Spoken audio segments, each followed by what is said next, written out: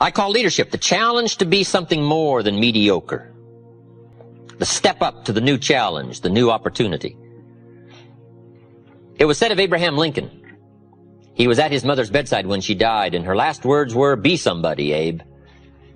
And if that story is true, evidently he took it to heart and proceeded from that moment to become somebody. And that's the key to leadership. Inner inspection of your gifts and your skills, your integrity and your character. The outer look at how you present yourself as you appear. In some of our other lectures, we go through this whole scenario. The inside is important, but also the outside is important. When you meet somebody for the first time, first thing they're going to do is take a look. Now, sure, they're going to listen, but then they're going to take a look. Now, certainly we learn to evaluate people by more than what we see, but at first we're going to take a look. Let me quote you an ancient phrase. It says, "People look on the outside, God looks on the inside." Isn't that excellent information? That's excellent information. So that might mean work on the inside for God, work on the outside for people. You say, well, people shouldn't judge you by your appearance. Well, let me give you a clue. They do. They do. You can't deal in shoulds and shouldn'ts. You got to deal in realities. Now, when people get to know you, they'll judge you by more than what they see, but at first, it's all they got to go by is what they see and what they hear. Now, sure, there's more to come, but at first, you got to pass the show-up test, the challenge to be somebody. Let me just give you a brief list. Be somebody wise. There's no substitute for smart. Threats don't make up for smart. Right? Volume and shouting doesn't make up for smart. There's no substitute for smart. Be somebody strong. Strength is attractive. And there are many ways to be strong. Decision-making, character, language, right? As well as vitality and health. There's a lot of strengths, and they're all attractive. But let me give you now the refinement of leadership skills. Here it is. Learn to be strong but not rude. This is refinement. These are the extra steps to become a powerful, capable leader with wide range of reach. Some people mistake rudeness for strength. It's not even a good substitute. Next, be kind but not weak. We must not mistake weakness for kindness. Because kindness isn't weak. Kindness is a certain kind of strength. We must be kind enough to tell somebody the truth. We must be kind enough and considerate enough to lay it on the line. We must be kind enough to tell it like it is and not deal in delusions. That's a sense of kindness. Not weakness, but kindness. Next, learn to be bold but not a bully. It does take boldness to win the day, to become a leader. You got to stride out front. You got to be willing to take first arrows. You got to be willing to take first problem, first trouble, leading the way. You must boldly seize the spring. Farming is not an easy task. You must press the seeds into the soil. I think all of us would relate farming to hard work. It's hard work. Planting the seed, letting it grow, defending it against all of the encroachments of bugs and weeds. We call it not an easy task, but that's one of the best illustrations I know of life. If you want any value at all come harvest, you gotta press, you gotta be bold, you got to seize it. The high life is not for the timid and the shy. Here's the next one. Be humble but not timid. Some people mistake timidity for humility. But humility is a virtue. Timidity is a disease. It's a malady. It's an affliction. Now it can be cured, but it is a problem. But humility is a almost godlike word, a sense of awe, a sense of wonder, a sense of dimension, a sense of understanding the distance in worth and value, an awareness of the human soul, the spirit, something unique about the human drama versus the rest of life. Humility is a grasp of the distance between us and the stars, and yet having the feeling that we're part of the stars. Next, be thoughtful but not lazy. It's okay to dream, but we must not just become a dreamer. Here's a good refinement. Be proud but not arrogant. It takes pride to win the day. It takes pride in company, philosophy, opportunity. It takes pride in community, school. It takes pride in group, organization. It takes pride in cause and accomplishment. But the key is to be proud without being arrogant. Do you know the worst kind of arrogance? Arrogance from ignorance. It's hardly tolerable, right? Next, deal in realities. Deal in truth. Save yourself the agony. Just accept it like it is. Life is fairly unique. Accept it as unique. Now, best to call it unique. Some people call it tragic, but it's best to call it unique. The black widow spider eats her mate after he's finished his noble task. Now, some people would call that awful. I think it's more important to call it unique. The whole drama of life is unique.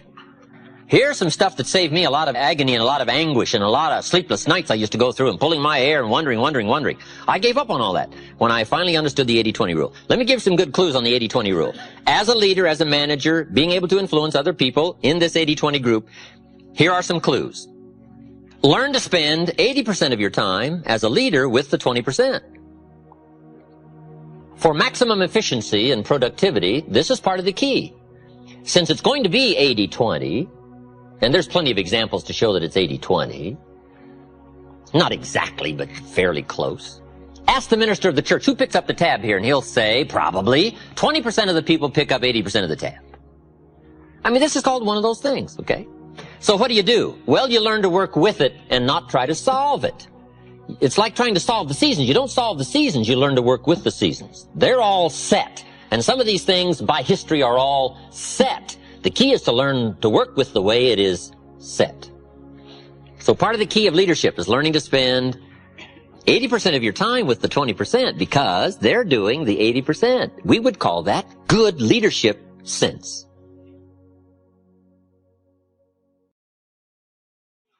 Now you say, well, how do you do that? Let me give you part of the answer in how to do that. Here it is. Spend individual time with the 20% and group time with the 80%. This is part of the answer to leadership skills. However, guess who wants your individual time? The wrong group. But that's what life's all about, right? Accepting this challenge. So now you've got to be what we call clever. And you've got to be, another key word, diplomatic. Diplomacy and strategy are two key words for leadership to understand. Diplomacy and strategy. Here's part of the diplomacy. Mary comes and says, I've got a question. You say, Mary, bring your question Saturday morning. I'm going to meet with everybody and I'll cover it then. She says, okay. Now, it might not be that easy. But if you start trying to put this in perspective now, groups, you can deal with the 80% by groups and you can talk to the 20% individual. Now, the pull is in the opposite direction, and it always is. Now somebody says, well, I'll just fire the 80%. They're only doing 20% of the business. Well, I wouldn't fool with that. Because after you've fired the 80%, before too long, whoever is left, 20% of them will be doing 80% of the business, and 80% will be doing 20%. All right, this is not something you fire. This is something you learn to work with. The 80-20 rule, very important rule. The next subject is called the law of averages. So important to understand the law of averages. The law of averages in a personal sense is very simple. Here's what it says. If you do something often enough, you'll get a ratio of results. It's important for leaders to understand ratios. Because if you're working with people, you got to have some charts. You got to know ratios. You got to be able to evaluate your own performance, their performance. Ratios. What do we mean by ratios? Well, let's say you're in sales, you join a company and you start representing the product or the service. And you're first getting started, you talk to 10 people. 9 say, no, I wouldn't care for any. 1 says, yes, I'll take some. We call this your opening ratio. You say, well, that's not too good a ratio. Well, it all depends. Okay? But it's your opening ratio. So at first, you don't worry about what the numbers are. At first, you just get some activity going. Now, we call this very simply 1 out of 10. Now, here's what's very exciting about dealing in ratios. Once a ratio starts, it tends to continue. Now, this is some things leadership needs to know so that you're not frustrated. If you talk to 10 people, 1 says yes. If you talk to 10 more, chances excellent, you'll get another one. If you talk to 10 more, chances excellent, you'll get another one. It's uncanny. I don't even know how it works. All I know is it works. There's a lot of things you don't need to know how they work, just work them. Right? A lot of people are studying the roots, others are gathering the fruit. I mean, it depends on what end of this you want to get in on. It just works. It's a fascinating subject, the law of averages. Okay? Now, once you know that your ratio pretty well is in there, 1 out of 10, now you can start to compete. It is so important to compete, to test your skill against someone else's skill. What someone else can do is a pretty good insight in if you stretch what you might be able to do. So competition is a very healthy thing. Now, you've got to be very smart here. If you've been with this company, let's say a long time, and you've been there so long, you're so good, you can get 9 out of 10, and I just joined and I can only get 1 out of 10, if we have a 30-day contest as to who can get the most to say yes to our product or service, if we have a 30-day contest, you and me, even though I can only get 1 out of 10, I will win. You say, well, I've been here a long time, I can get 9 out of 10. How could you possibly beat me? It would be very simple.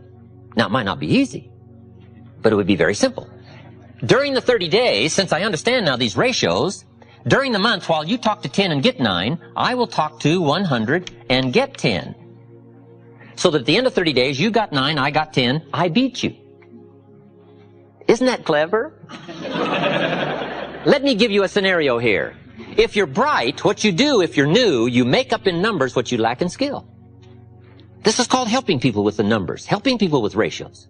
Someone says, well, I can only get 1 out of 10. Say, that's got nothing to do with competition.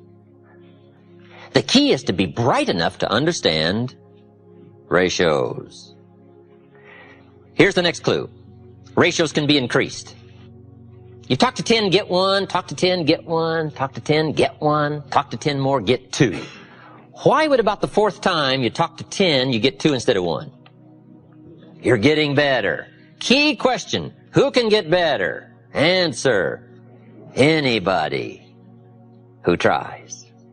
All you got to do is put together the numbers, right? Your brain is as good as anybody else's. Your chances are as good. All you got to do is find a way to put out the extraordinary effort to do an ordinary thing extremely well. Ratios. Success is a numbers game. It's important to keep track of your numbers. In baseball, we call it batting average. Whatever you're doing, the key is to keep track of your success and how good you are at whatever. Someone says, well, I'm not very good on the telephone. I'll tell you how you can quickly cure all that, is get on the telephone. I'm telling you, you can get better at anything. All you've got to do is attempt it and try it and start putting a string of numbers together and keeping track and understand your own ratios. I teach a very simple sales course. Let me give it to you in 3 points. Number 1, talk to lots of people every day. It's a simple sales course.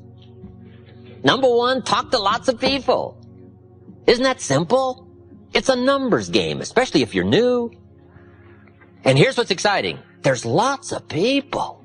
You don't have to worry about people. So just talk to lots of people, even if your presentation is very poor. If you put the numbers together, I'm telling you, something will happen. If your presentation was so poor you went around every day saying to everybody you could meet, you wouldn't want to buy anything, would you? Sure enough, somebody's going to say, well, maybe I would. What are you selling? I'm telling you, it's just about that simple. If you put the numbers together, if you talk to lots of people every day, 2 things will happen. Number 1, you're bound to make sales. And the reason is understanding the numbers. The numbers, you don't have to be so cleverly skillful. All you got to do is be bright enough to understand that numbers can make up for lack of skill to begin with. And if you're in a leadership position to help people, help them with their ratios. Say, John, let's go over these numbers one more time. How many calls? Who did you talk to? Okay.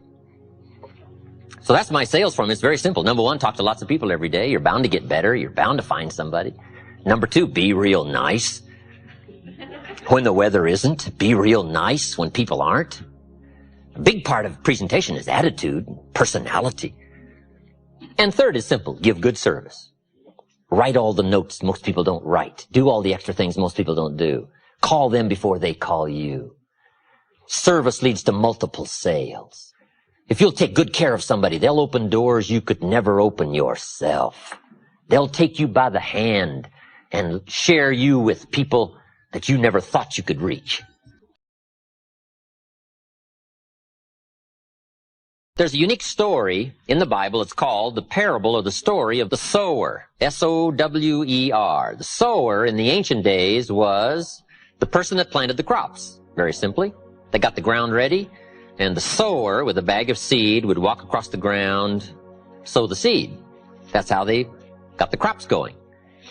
And it's a very fascinating story, and it's got a lot to say, and it's got a lot to say about our subject called the law of averages. There's some important points you'll pick up right away when you read the story. Here's number one. The sower was a wise man. A great advantage. They didn't send a dummy out to plant. Number two, he was very ambitious. And by the time you finish the story, you'll come to the conclusion he was ambitious. Admirable quality. Ambition. One writer said, I've learned to be both ambitious and content. That's a unique place to finally arrive, to be both ambitious and content. But this story says the sower was very ambitious. Nothing wrong with ambition, as long as you work the right formula. The sower was bright, and he was also ambitious. Number three, he went to work.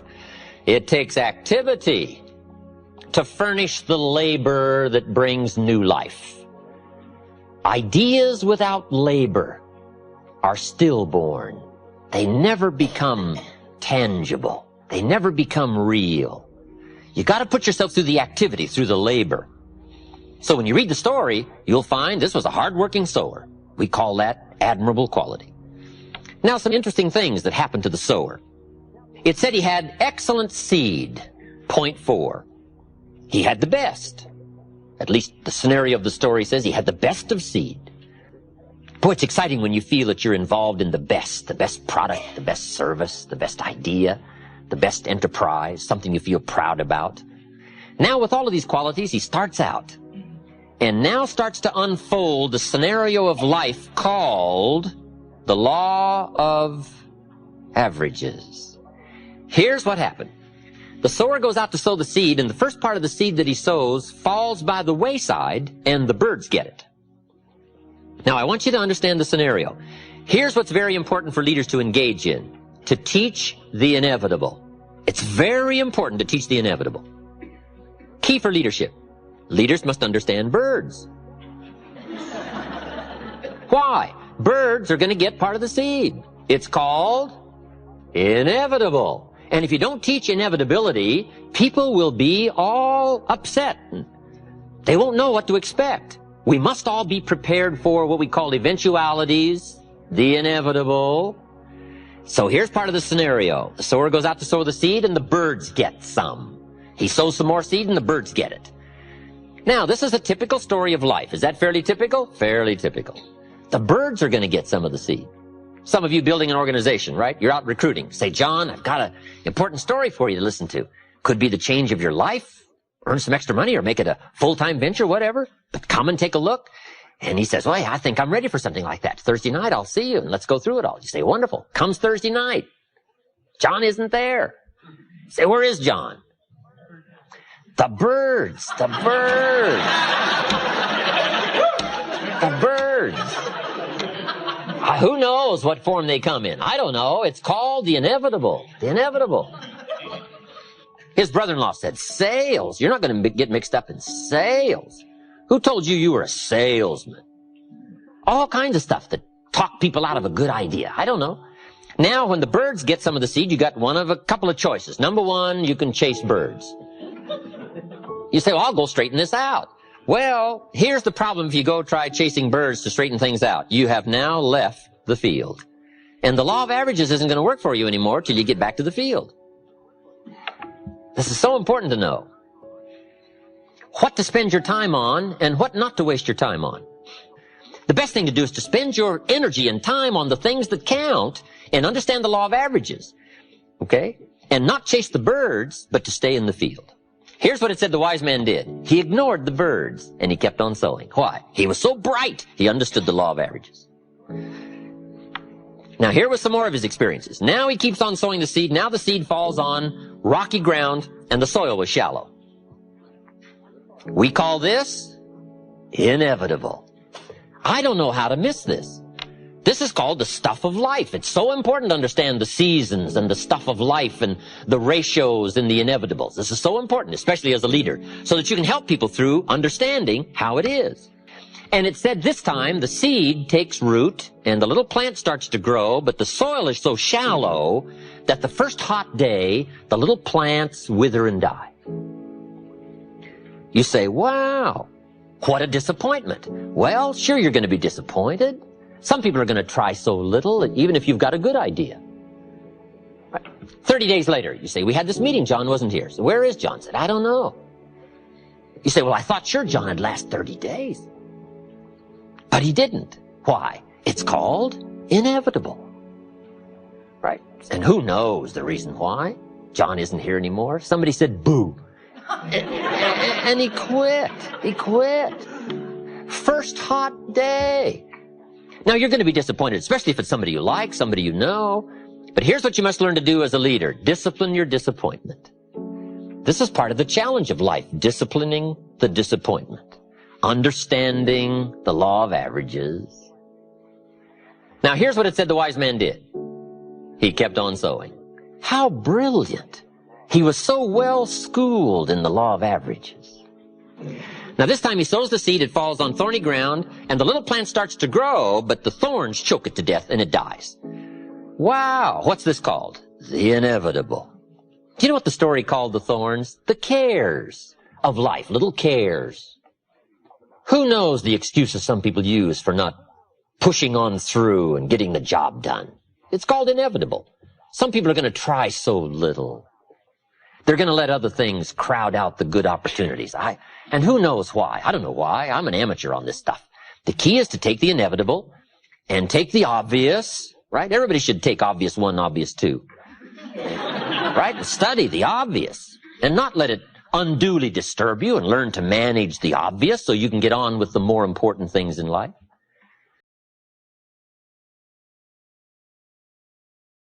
I called John up. I said, John, where were you last night? We had this meeting. John says, well, I can't make every meeting. I say, why not? John says, well, I got a lot of other things I got to do. I say, what are they? You won't believe the list John gave me. The backyard fence was sagging and the dogs are about to get loose. You just can't let your dogs run loose. I say, okay, John. John says, the screen door came off the hinges. And you just can't let things fall apart. You got to take time, keep things fixed up. I said, okay, John. Some extra trash had piled up in the garage. You just can't let mountains of trash take over. You got to take care of your trash. I said, okay, John. Some people have the incredible ability to major in minor things. I don't know why. We call this inevitable. We call it a mystery. It's part of the scenario of life. The scenario of the story of the sower is to prepare us for the inevitable called the law of averages. Now here's what it says. The sower kept on sowing. He was so bright, evidently he'd been schooled in these numbers of about how many are going to let the birds, and about how many the hot weather's going to take, and about how many are going to let little things cheat him out of big chances. He must have gone through the school because he understood. He kept on sowing. Now here's what it says. The seed falls on good ground.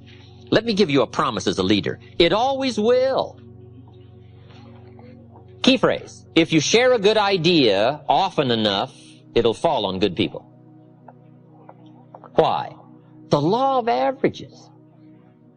Now even the good ground had a variety of productivity. It said part of the good ground produced 30%. Wow. And it said part of the good ground produced 60%. Terrific. And it said part of the good ground produced 100%. What's that called? The law of averages. That's the way it is. It's called one of those things. Now, can you find some 100%ers? The answer is yes, but you got to go through the birds and the hot weather and the thorns and cares. And you've got to find some way to use the 30%ers and the 60%ers. And if you become entrusted as a skillful leader and learn the law of averages and learn how to deal with all this, you'll have some 100%ers to deal with, to work with. Leaders must understand the fact that there is both good and evil. It's part of the life scenario to understand good and evil. And however you wish to describe good and however you wish to frame your ideology of evil, there are a lot of ways to put it. For some people, evil is too strong a word. I don't know. This is part of your own philosophical conclusions that you have to come to in trying to evaluate this earthly struggle.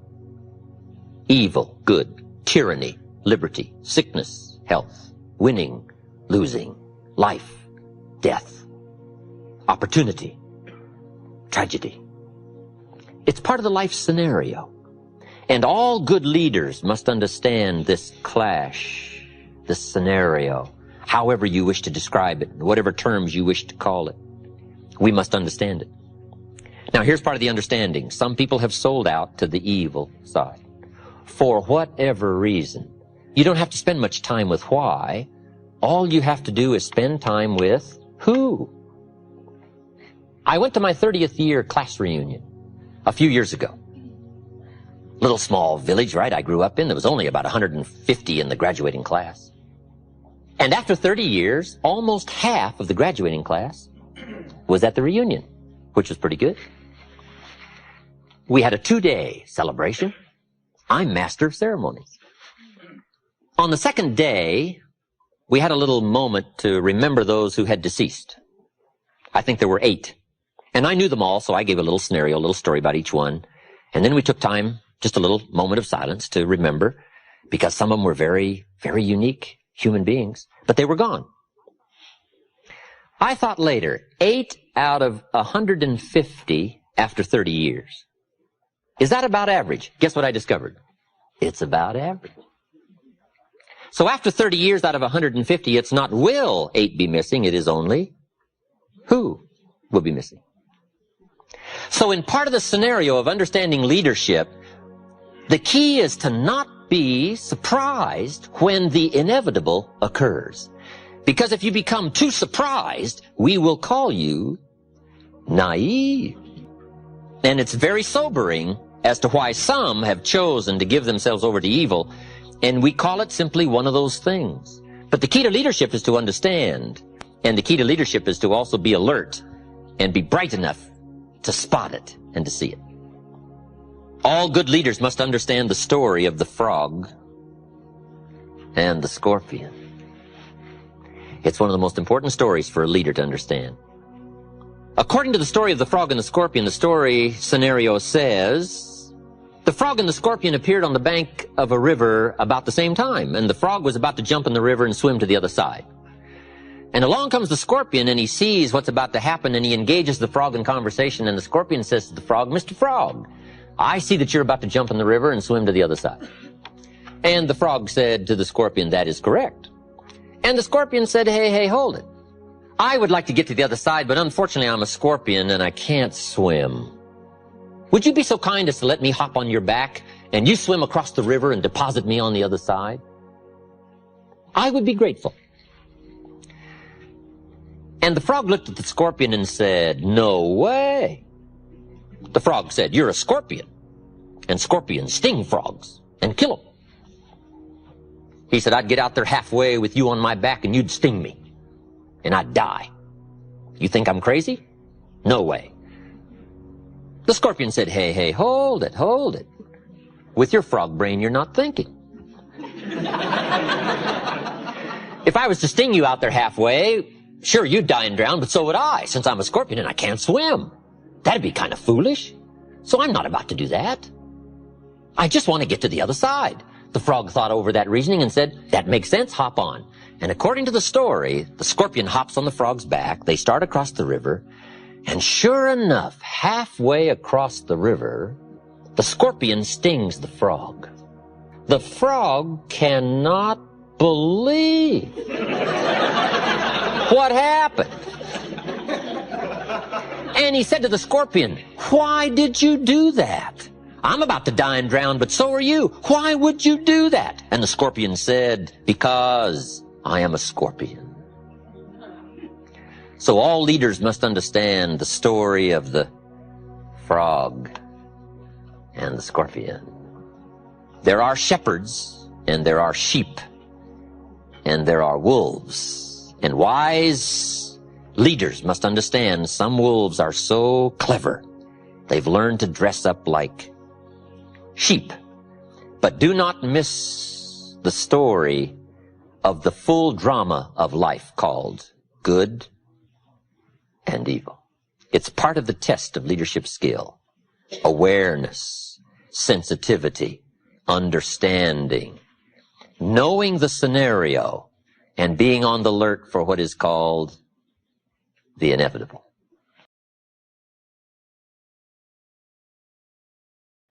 Let me give you now, just in sort of quick succession, some studies that leaders should engage in. Let me just give you the list. We won't expand on this, but I'm sure you can expand on it in your own good time and in your own good way. But let me give you this list of studies leaders should engage in. Number one, the study of possibility. Possibility. It's so important for leaders to play the what-if game. What if we had enough people? What if we had refined people? What if we had leaders? What if we had a good team? What if we went to the market? What if we accomplished our goal? What could we accomplish? What are the dimensions? What's the size? What's the promise? We call it the what-if game. Possibilities are all around us. We must all be students of possibility. It's not a bad subject for study, possibilities. Number two is opportunity. Leaders must always be conscious and aware of the expanded potential for opportunity. And sometimes opportunity is closer than you think. The next subject of study is ability. Leaders must be good students of ability, their ability, and the people that are in their charge, their influence, their ability. Sometimes it's easy to have somebody right close to you and you've never discovered all of their talent and their potential. I discovered a young man in Canada, Harold Dyke, many years ago. He worked for the railroad. I think he was making about $300 a month. He'd been there 10 years. Now, this was a long time ago. But I discovered him. He became a good friend of mine. And I recruited him. And he joined my company, joined my business. The second year he was with me, he made $45,000.